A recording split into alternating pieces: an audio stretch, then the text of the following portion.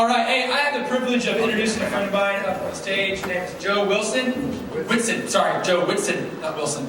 Joe Whitson. He's going to talk to you a little bit about his life and some of the stuff that he's had the privilege of working through. So, Joe, I'll give you the mic. How y'all doing? I'm Joe Whitson. They want me to share a little bit about some of the things I've been through and some of the things I've done in life. You know what I mean? For a long time, I thought it was a mistake. My mother was raped at casino, right? I was from the other side of the tracks. Maybe not all of you in here are from the other side of the tracks, so you don't understand what that's like. My mother sold heroin, and everybody in between, cousins, uncles, gangs, all that nonsense, you know what I mean? For a long time. People dying. You go in the restroom as a little kid, you walk in, blood all over the walls. You don't know if they missed a vein or they chopped somebody up who owes some money. One of my youngest memories as a young man was my Tio Tomas. We found him in an alley behind the house because his brother-in-law gave him a hot line. If you don't know what a hot line is, they gave him some bad dope. See, that's the cold thing about the game that I was living in as a young man, is that a lot of times cats, if they can't beat you, they finna cheat you. So I'm watching these things happen as a young man. I'm watching people go through these things, and I hated anything to do with those things. But you know what the cold thing is? Young people don't do what they're told. They do what they see. So even though I hated the fact that every day I came home and there was bobbleheads on the couches nodding out, having to take cigarettes out their hands so they don't burn up stuff. Even though I hated all that stuff, eventually I became what I resented. I started a little bit late compared to my counterparts as far as banging and things of that nature. I didn't start till about 15. You know what I mean? But because my house was a shooting range, I was ahead of most of the cats who was already doing what I was embarking on. Didn't take me long. I beat up I was about 16, 17. I beat up a rival gang member who was he was a lot older than me. Bus driver tried to stop me. So I beat up the bus driver. They sent me to the little juvenile hall, getting in trouble, beating up people, sent me to the boys' ranch. Go to the boys' ranch, I split a man's forehead open. From there, they sent me back on new charges. Well, a dude who was banging what I was banging decided he wanted to bang something else. That was a no-no. So we had little buck knives. We was in there smoking PCP in the little juvenile hall, acting a fool in there, having it our way. Right? They tried to charge me with 20 years, yo. I didn't do nothing hardly. I wasn't even the one who was going to put no steel in it. Do you hear what I'm saying? So I took a little plea bargain, went back to the boys' camp and cut out on them. I didn't know I was going to be on the run for 10 years. I didn't know I was going to be the one who stayed gone. But in the meantime, man, dudes that I loved while I was on that run, man. Not just dudes who was from the same hood and claimed what I claimed. Not dudes I grew up with, dudes I threw up with, dudes I threw down with. We can go catch a fade in the front yard and be hugging and tipping a 40 when it was finished. That I had real love for. It was dying. 45 to life. 25 to life. It ain't stopped. My partner Grumps from the days, he just went down to the impound yard about 3-4 months ago back in San Jose. They wouldn't give him back his car. You know what he did? He hopped in a cop car and started trying to run over police. My partner Wedo just got out of Pelican Bay about 2 years ago. He said, the police are shooting homies. They shot 3 homies. Man, we need to put in work. We need the real riders. Woo, woo, woo. Started doing all that, all that woo, all that little woo, woo. And I'm looking at him like he's crazy. Our best homeboys are dead. Our best homeboys is doing life. And don't get it twisted. I'm not a snitch. I'm not a DO. I was never obligated. I don't have those constrictions on my life. Going on a run saved my life because I didn't get obligated. And that's a problem a lot of people have, is that they can't put me in that boat. They don't like what I have to say sometimes. But see, I wasn't the dude who was running to the homie's house, banging on the door. They jumped me. I need some help. Can y'all come out? Can we go put it? No. I handle my own business. You hear me? So they had no receipts they could put on me and say, well, you owe this and you owe that. You hear what I'm saying? But I'm tired of seeing people I love fall. It frustrates me sometimes because a lot of these dudes could do so much more in life. You hear what I'm saying? Intelligent. My partner Weddle, who got 45 to life right now. The one who was talking about shooting at the police went and decided he was going to go shoot at some police. 45 to life is what they gave him. He had a scholarship for soccer and was going to Bellarmine. If anybody been to San Jose, you know that's a prep school. College prep school. Because he could play soccer that well. Now he's doing 45 to life. He ain't going to graduate from Penn State. He going to graduate from the state pen. Probably not see the light of day unless he's from behind those bars again. That's pain. When someone you love, who's capable of so much more, he's going to spend the rest of their life like that.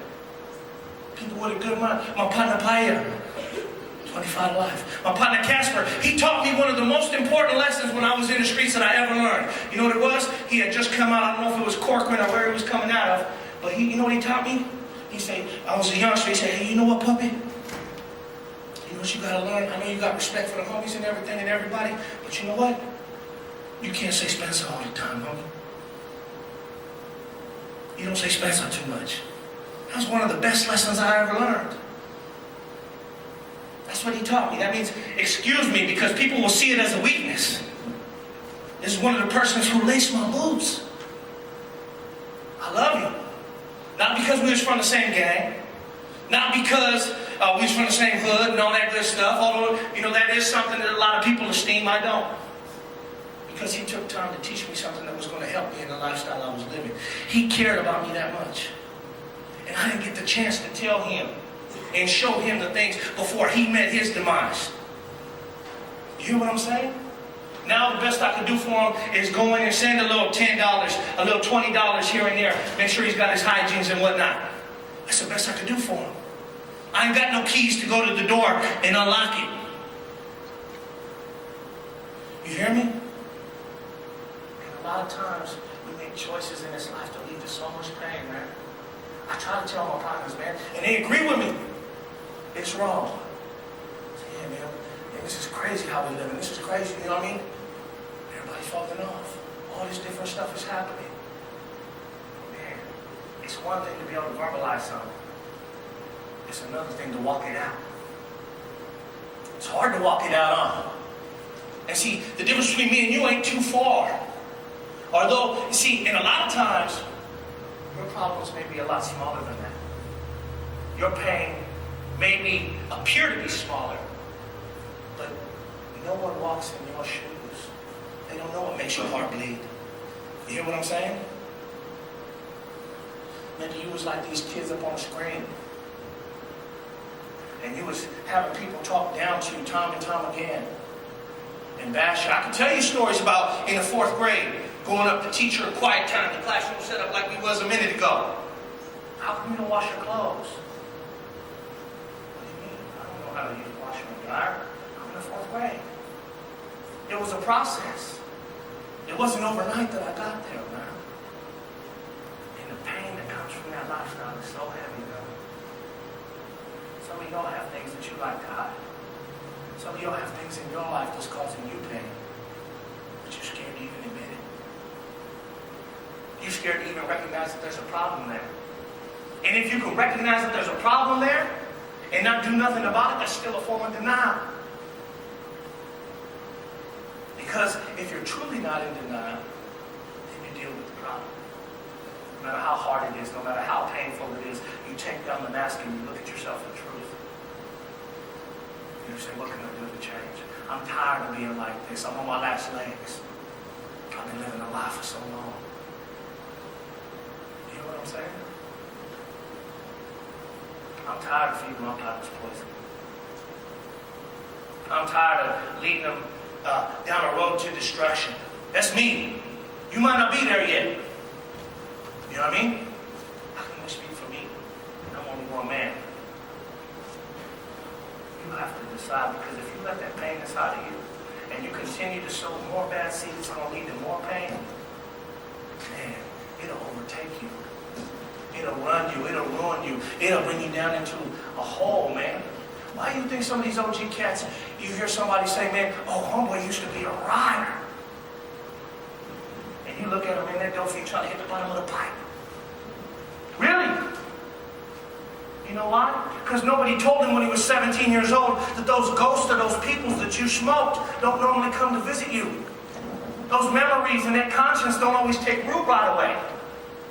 You hear what I'm saying? Sometimes it takes 5 years, 7 years, 10 years for those ghosts to fester, for them to arise. And that's a whole nother pain. When you suddenly grow a conscience. Y'all know what I'm talking about? Some of you in this room probably had some partners that got 5 years into a sentence, 7 years into a sentence, and grew a conscience. And what is that worth? That'll get you a beauty mark and a pick in your back. But y'all ain't there yet. Y'all still have a choice this day. You guys still have a choice right now of what road you're going to take. Everything you do is like putting a seed in the ground. And it's going to reap a harvest, whether good or bad. Sometimes it's just like a regular seed, that plant will die. And that harvest will not come to fruition. So take heed, because the seeds you sow will be the fruit you harvest. And if you don't handle your pain is going to handle you, just like I said on that board. I'm going to say one last thing. When I was a kid, we used to say, game recognize game. But that ain't enough. You better recognize the game before the game recognize you. Because when they recognize you, you may not be in a position to handle it. And it'll leave you ruined. Mental pain that you hold in your heart, man, it can ruin you. Believe that, okay? God bless you.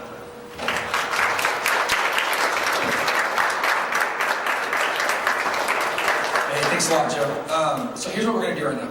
I need you guys to push your chairs to this